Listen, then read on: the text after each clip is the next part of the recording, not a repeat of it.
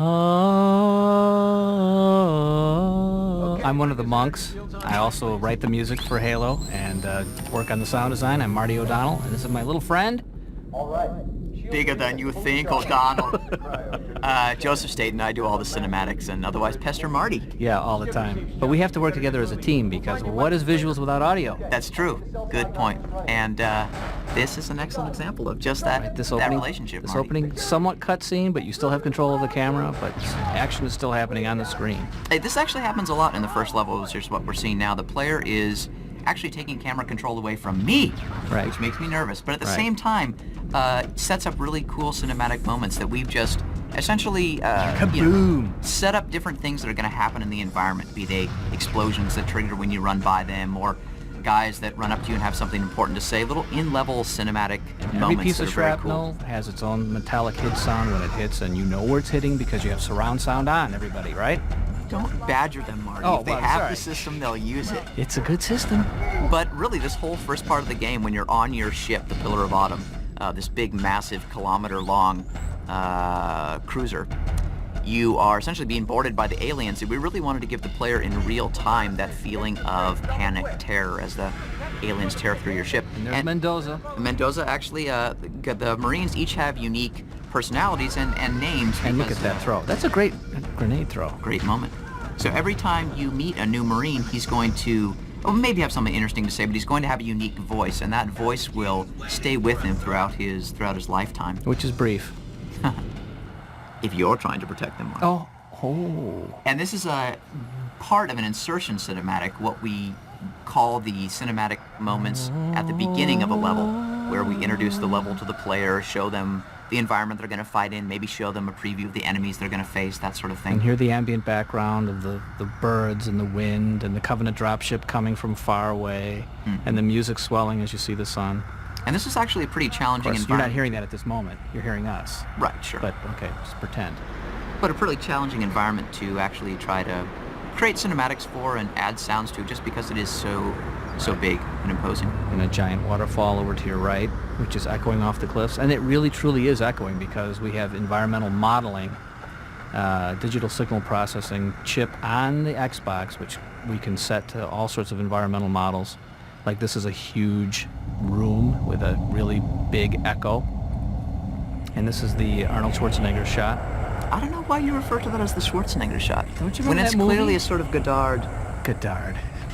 Anyways, Yeah. that's another insertion cinematic, again, showing the player who they're going to fight, where they're going to fight them. Yep. And if you're quick enough on this level, you can actually steal one of the Banshees, this alien flying vehicle, from the aliens before they're able to get into it. And to show you how big it is, I think if you were to get in this Banshee and just fly straight across to the other side, it still takes you like 20 seconds. It's a really big And every one of space. those little plasma hits, when it hits the wall, has its own little unique burning sound. Which was actually- partially my mouth noise, by the way, for those of you who didn't know that. That's gross, dude. Yeah, okay. But Mouth I mean, noises are good for games, trust me. Because you know they're what, good everybody for else... something else Hey, too. hey! Edit that out. All right. Yeah. Okay, so where are we?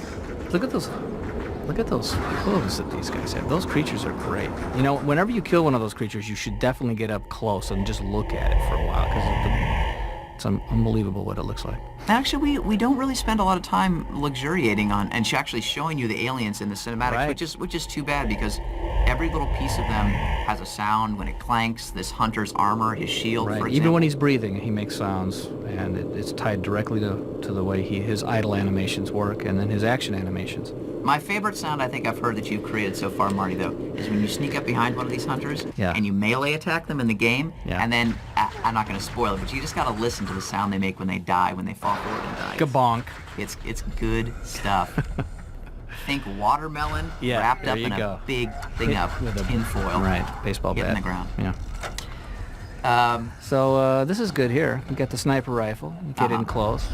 Hey, Does this Marty, remind you of does anything? Does this look familiar, Marty? Oh, Oh, yeah, but I was on that other end. Oh wait, if that didn't look familiar, does this look familiar? No. Oh, Martin! What? Oh.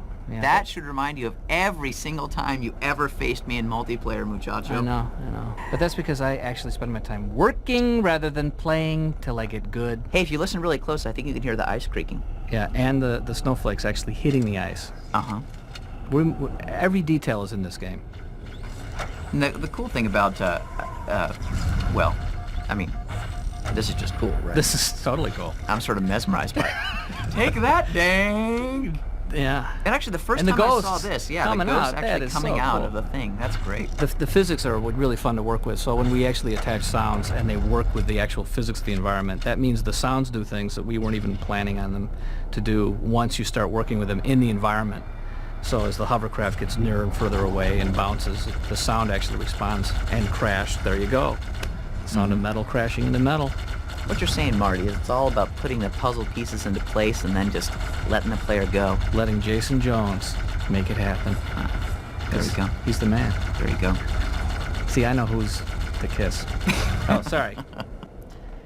And there's the tank that looks broken, but it's not. See, because he starts it up.